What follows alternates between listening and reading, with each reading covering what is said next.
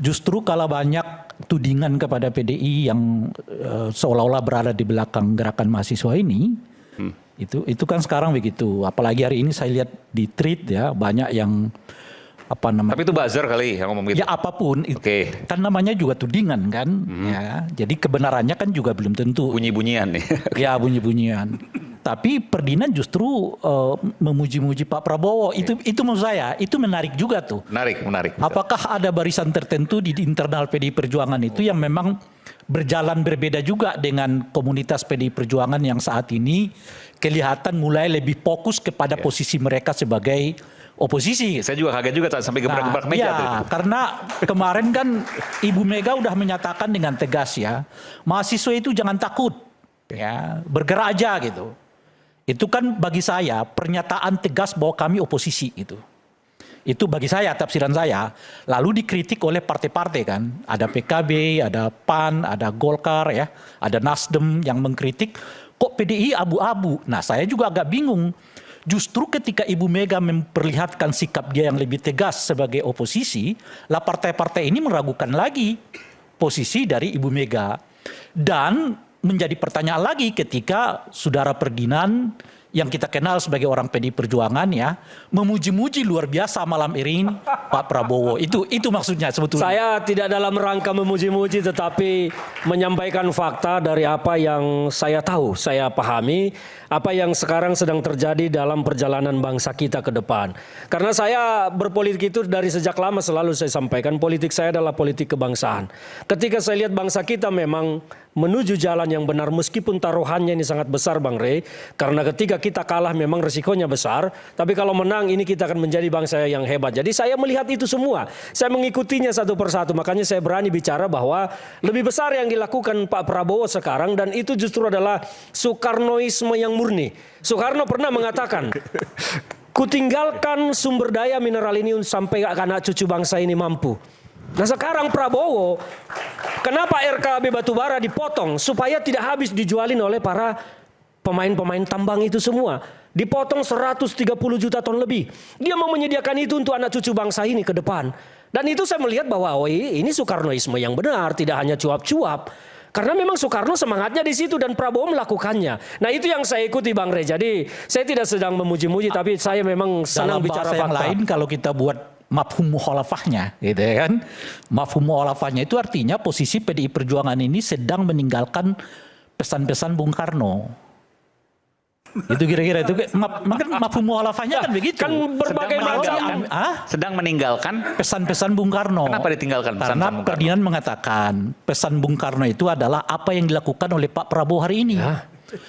Sementara posisi PDI Perjuangan berbeda dengan Prabowo. Ya juga Bang Rey, tidak ada statement PDI Perjuangan yang murni menyatakan itu. Pak Soekarno itu Prabowo, ya otomatis PDI Perjuangan meninggalkan pesan Pak Prabowo.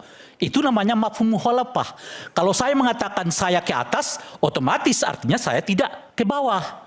Kan kira-kira gitu. Kalau saya mengatakan saya ke kanan, otomatis artinya saya tidak ke kiri. Kalau Pak Prabowo disebut menjalankan amanah Bung Karno, sementara posisi PDI Perjuangan mengatakan berbeda, artinya PDI Perjuangan sedang tidak melaksanakan. Tapi kan tidak ada pernyataan PDI Perjuangan yang berbeda, Bang Rey. Tidak ada pernyataan PDI Perjuangan yang berbeda dari yang saya sampaikan. Hanya menggunakan analogi. Ya, Bang Rey kan mencoba membangun asumsinya. Tapi yang jelas sampai saat ini tidak ada statement PDI Perjuangan terkait dengan itu. Itu kan bisa-bisanya Bang Rey saja. Tetapi saya mau mengatakan dan berani mengatakan itu. Soekarnoisme yang mana yang kau pahami? Ketika orang yang mau menyelamatkan sumber daya mineral untuk bangsa terus kalian celah. Itu yang saya mau bertanya dan saya memahami itulah Soekarnoisme yang benar gitu Bang Rey. Oke, silakan Mbak Asfi. Iya, tadi saya mau mengikuti logikanya Bang Ferdinand ya soal yang kasus kedua yang tracker. Tadi saya catat kata-katanya begini. Dia itu yang tidak dia pahami. Ya kan? PBX Finder itu. Dia berarti artinya tuduhannya adalah Tio tidak paham. Ya, betul. Nah, kalau orang bisa dilaporkan ke polisi karena tidak paham, maka setidak-tidaknya saya nyicil dua dulu. Bang Ferdinand juga bisa dilaporin ke Dumas untuk dua hal. Karena salah nih, misalnya satu tadi. Ujaran kebencian, melakukan ujaran kebencian. Ujaran kebencian itu konsep hak asasi manusia. Dan KUHP kita juga mengangkat hal yang sama sekarang dengan hak asasi manusia. Ujaran kebencian itu bukannya benci kepada orang per orang. Dia harus berdasarkan ras, kebangsaan atau agama. Di luar itu bukan ujaran kebencian namanya, begitu ya. Jadi kalau misinformasi itu kan berbeda dengan disinformasi. Yang satu bisa karena kita nggak tahu faktanya atau kita pahamnya itu ternyata salah gitu ya. Dan berbeda dengan disinformasi yang sengaja. Yang kedua, tadi Bang Ferdinand bilang tidak represif sama sekali, gitu ya. Data banyak lembaga yang kredibel di Indonesia termasuk YLBHI, Kontras mengatakan ada 6.719 setidak-tidaknya orang ditangkap karena aksi saja. Dan itu disebut sebagai perburuan. Dan ini bukan khas pemerintahan Pak Prabowo, itu dimulai dari pemerintahannya Pak Jokowi. Gitu ya. Apa itu diburu? Orang udah selesai aksi masih ada odol untuk gas air mata, menghalangi gas air mata, makan, ditangkep. Ada orang baru mau aksi turun dari rel kereta, ditangkep. Ada orang mau menuju rumah, ditangkap. Itu diburu begitu. Dibawa diburu ke kos dan lain-lain. Dan sampai terjadi sampai sekarang di aksi kemarin? Di aksi kemarin yang Agustus 2019 sampai September, dan sesudah itu beberapa bulan kemudian orang masih terus diburu, dicari gitu. Jadi kalau dibilang tidak represif, nggak, saya pikir gimana? Anotasi penggunaan kata diburu itu tidak elok ya Mbak Bivitri ya. Diburu itu kan kesannya bahwa negara ini seperti ini yang ketiga sekawanan ini, serigala. karena salah nyebut nama saya, salah lagi kan? Asfi. Ya maaf. Bercanda saya bercanda.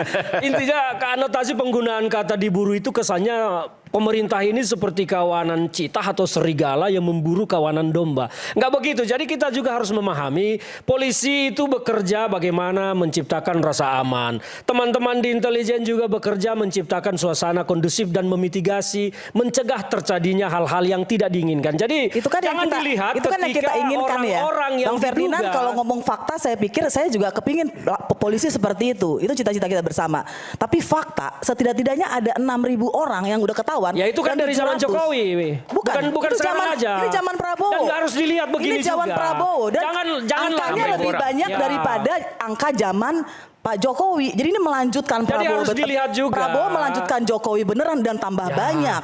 Begitu harus ya. dilihat juga Jadi mengapa seperti itu terjadi. Bahwa ada upaya-upaya dari pemerintah untuk mencegah jangan sampai situasi kita termasuk ke dalam situasi yang sangat chaos. Jadi tentu intelijen kita punya informasi bahwa ada kelompok-kelompok liar yang tidak terafiliasi dengan mahasiswa, menunggangi mahasiswa, akan menciptakan suasana chaos, bakar-bakar segala macam. Jadi teman-teman juga di aktivis sosial harus melihat itu. Kalau begitu, jangan hanya melihat bahwa ini kita ditangkapi. Ya kalau pelaku kejahatan ditangkap ya boleh dong. Nah itu dia justru, bacalah laporan Komite Pencari Fakta. Dan yang apa disebutkan Bang Ferdinand terungkap bahwa ada penyusup. Tapi kemudian dan kita tahu itu ditangkap sama Polda, sama Polres mungkin juga dikumpulkan tapi dilepas. Kita setuju harusnya kalau ada intelijen atau apapun yang disebut diadili dong. Jangan mahasiswa dijadikan kambing hitam. Tapi kan banyak juga yang gitu diadili. Ya? Dan yang cukup bukti kan buktinya dibawa ke pengadilan. Ya, jadi sebetulnya dan mereka tuh kan kritik ya. Dan kalau dalam hak asasi manusia ada orang yang aksi dan dianggap mau melakukan kekerasan, dia dibubarkan, bukan dipukul dan ditangkap. Dan kalau kita lihat peristiwa-peristiwa teman-teman yang ditahan itu, mereka dipukul dulu. Bang Ferdinand bisa ketawa karena nggak mengalami. Ya, saya kalau kami mengalami. hadapkan Ya, dengan ribuan orang yang mukanya sudah babak belur, bonyok, apakah saya itu mau pantas menggugah. diketawakan? Coba logikanya Mbak. Ini bukan logika, ini fakta. Saya bicara, bagaimana cara membubarkan unjuk rasa yang tidak mau dibubarkan secara baik-baik? Coba sampaikan ke saya. Pertanyaannya kenapa harus dibubarkan kalau tidak melanggar hukum? Kalau sudah melanggar hukum melewati batas waktu. Nah, batas waktu ada di mana? Ada di undang-undang? Undang-undang kan nggak ada di undang-undang. Di dalam undang-undang dinyatakan, Undang-Undang 1998 mengatakan begini. Orang kalau mau aksi, ada. maka dia harus memberitahukan berapa banyak, di mana, kapan selesainya. Betul. Berarti memberitahukan dirinya sendiri. Dan kita tidak berpikir dengan pikiran karena hukum, dibaca aja begitu kan. Dan kemudian saya begini, jawaban-jawaban Bang Ferdinand ini justru sebetulnya tidak elok kalau pakai bahasa Bang Ferdinand, tidak membuat mahasiswa, orang muda jadi senang dengan pemerintahan ini. Harusnya responnya, komunikasi publiknya berbeda. Tadi saya mencatat ada 3. Kritik itu diarahkan kepada menggoyang pemerintah. Kritik itu ada orang yang tidak suka dengan pemerintah. Kritik itu adalah mengindividualisasi Pak Prabowo. Kok GR banget sih? Saya itu ya. Gak begitu, jadi banyak mahasiswa, harus dipahami. Banyak mahasiswa gini. demonstrasi ketika yang zaman namanya, SBY. Kenapa saya katakan menggoyang pemerintah? Demonstrasi zaman Jokowi. Ya, gini, jadi demonstrasi zaman mempersempit yang jadi makna biasa menginterupsi aja. Ferdinand Jangan tadi berbicara itu saya. Saya mau katakan, Bukan ketika seseorang Aspinawati. mengatakan lengserkan itu apa? Bung Menggoyang Aiman, atau kritik? Anda berperan dong Nah, sebagai sebentar. host ya. Saya mau bertanya, Yang ketika orang berkata menginterupsi lengserkan Bung itu kritik Bung atau Ferdinand menggoyang? tadi Logika berbicara. Bang Ferdinand ini- itu namanya Ray Rangkuti, bukan Aspin. Saya nggak bisa dengar, silakan. Pak. Yang menginterupsi Bung Ferdinand tadi berbicara itu namanya Ray Rangkuti, Iya. bukan Aspinawati. Oke.